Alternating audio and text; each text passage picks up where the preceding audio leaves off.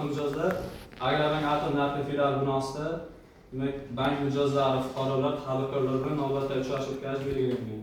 Uchrashuvimizning asosiy maqsad tadbirkorlikni kengaytirish, yangi ish o'rinlari yaratish, daromad yo'qdan daromadini oshirishdan iborat.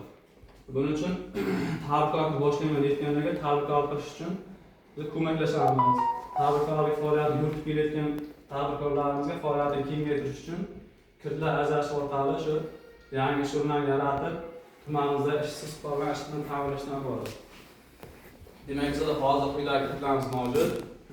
Demak, ichkarida ishlamaydigan, oxirgi 2 oyda ichkarida ishlamaydigan fuqarolarimizni o'zimiz bank qilish orqali bizga 19 ta mahallada ko'rgan agrovniki shu kamida oxirgi 2 oy ichkarida ishlamagan bo'lishi kerak, o'zimiz bank qiladi.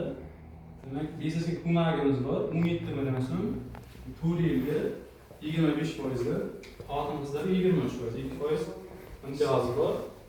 Biz mahalla loyihalarimiz bor, bu 5 yilga. Demak, unda 25% ham erkaklarga, ayollarga 23%, 2% imtiyozi bor.